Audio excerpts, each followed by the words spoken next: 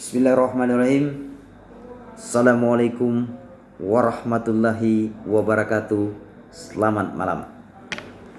Perkenalkan, nama saya Nistijan SEMM. Saya bekerja sebagai aparatur sipil negara di Dinas Perhubungan Provinsi Bengkulu, dan alhamdulillah bersyukur saya diamanakan sebagai Kasubag Perencanaan dan Keuangan di Dinas Perhubungan Provinsi Bengkulu, tepatnya pada tanggal Januari 2020. Kawan-kawan yang saya hormati, pemirsa dimanapun Anda berada, alhamdulillah saya bersyukur menjadi salah satu peserta yang mengikuti pelatihan kepemimpinan pengawas pada tahun 2021 angkatan 1 ini. Banyak orang yang memiliki kesempatan itu, tetapi dengan keadaan pada saat ini tentunya penganggaran maupun jumlah peserta sangat minim karena kita menyesuaikan dengan kondisi pada saat ini.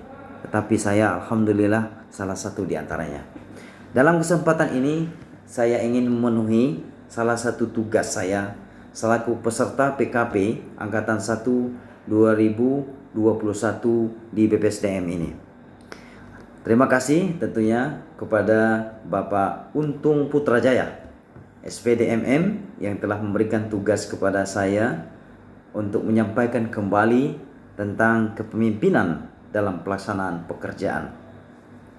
Dan mudah-mudahan apa yang kami terima secara teori maupun secara interaktif yang diberikan kepada beliau, kepada kami, akan bermanfaat pada suatu saat saya kembali lagi bertugas di Dinas Perhubungan Provinsi Bengkulu. Baik kawan-kawan, mari dengarkan sejenak yang ingin saya sampaikan, dan mudah-mudahan informasi yang saya sampaikan ini bermanfaat tentunya bagi pemirsa semuanya. Saya ingin mengulas kembali yaitu tentang kepemimpinan atau kepemimpinan dalam pelaksanaan pekerjaan. Tapi dalam secara literal, kepemimpinan itu memiliki arti kepemimpinan adalah upaya mempengaruhi banyak orang melalui komunikasi untuk mencapai tujuan. Cara mempengaruhi orang dengan petunjuk atau perintah, tindakan yang menyebabkan orang lain bertindak atau merespon dan menimbulkan perubahan positif. Itu adalah gambaran kepemimpinan. Dan kita teruskan dengan materi yang selanjutnya, yaitu tentang teori kepemimpinan. Untuk menjadi seorang pemimpin ada beberapa teori yang mungkin kawan-kawan bro-bro sisis juga mengetahui. Teori kepemimpinan saya mencoba untuk menjelaskannya. Yang pertama adalah teori kelebihan. Kelebihan rohania dan badania, atau kalau istilah yang lainnya yaitu kelebihan batinia dan secara fisik. Sungguh bersyukur orang jika memiliki batin yang bagus, tenang, pemikiran yang bagus, iman yang bagus, bertakwa kepada Allah, dan memiliki fisik yang bagus. Kemudian selanjutnya adalah teori karismatik. Jadi seorang pemimpin mendapatkan teori karismatik ini atau memiliki karismatik ini, tidak semua orang yang bisa. Tetapi karismatik ini adalah bagian karunia Allah Subhanahu wa taala, ada Tuhan yang Maha Kuasa yang bisa diberikan kepada orang-orang pilihan tentunya. Jadi karismatik ini sulit kita buat, tetapi dia lahir, tercipta karena mungkin anugerah dari Tuhan yang Maha Kuasa. Selanjutnya ada wibawa dan daya tarik. Nah, mudah-mudahan wibawa ini bisa hadir di jiwa kita, bahwa wibawa itu salah satunya adalah kita beretika dengan baik sebagai seorang pemimpin. Kemudian bertata krama dengan baik. Kemudian bersopan santun, tidak tercela, dan kita dikagumi oleh para mitra kerja kita. Dan daya tarik. Daya tarik ini tentu banyak secara maknanya. Maknanya agak luas. Tetapi daya tarik yang paling mengarahkan sebagai kepemimpinan dalam pelaksanaan pekerjaan ini, daya tarik orang untuk mengikuti kita atau sebagai suri toladan kita ini untuk bisa menyelesaikan tugas-tugas yang diberikan kepada kita. terutama kita sebagai ASN yang ada di OPD masing-masing. Nah, daya tarik ini bisa kita ciptakan dan bisa kita inovasikan. Bagaimana bisa merekrut kawan-kawan ini supaya senang untuk bermitra dengan kita dalam menyelesaikan program-program pekerjaan. Selanjutnya ada teori bakat. Teori bakat ini adalah seseorang yang diberikan ruang dan kesempatan untuk memimpin, mungkin di organisasi partai politik, organisasi sosial, di organisasi kepemudaan atau olahraga, bisa saja terbentuk melalui organisasi lingkungan di mana kita menempatinya. Teori sosial ini adalah seseorang dapat dididik menjadi pemimpin. Tentu mungkin sepengetahuan kita atau sepengetahuan saya juga, bahwa kepemimpinan yang dari teori sosial ini mungkin bisa PRT, mungkin kalau lingkup ruang kecilnya, bisa kepala desa, mungkin bisa Pak Imam, bisa juga Pak RW. Nah, mereka ini adalah kalangan sosial. Jadi dari kalangan sosial itu dengan kejiwaan yang bagus, suka gotong royong, kemudian ramah, mungkin kita bisa bersilaturahmi, orang yang enak didengar, bisa bersahabat dan segala macamnya, dibentuk oleh sosial, maka dia bisa menjadi seorang pemimpin. Selanjutnya adalah teori sifat. Teori sifat ini sangat kompleks sekali.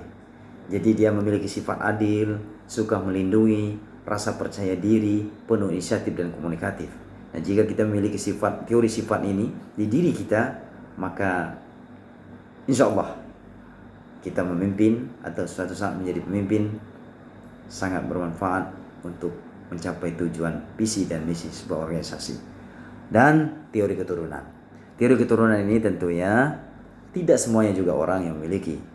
Mungkin dari neneknya, kakeknya atau poyangnya, bahkan mungkin orang tuanya sendiri, dia menjadi seorang pemimpin, tapi diturunkan kepada anak-anaknya karena dari lingkungan orang tuanya yang sudah menjadi seorang pemimpin.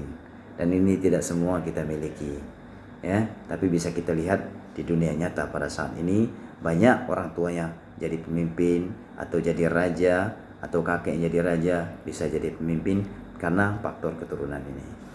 Kemudian ada 4 fungsi wajib seorang pemimpin itu untuk melaksanakan berbagai persiapan menyelesaikan tugas-tugas yang diberikan.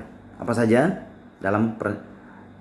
tugas yang 4 fungsinya ini adalah perencanaan, pengorganisasian, memimpin, dan mengawasi.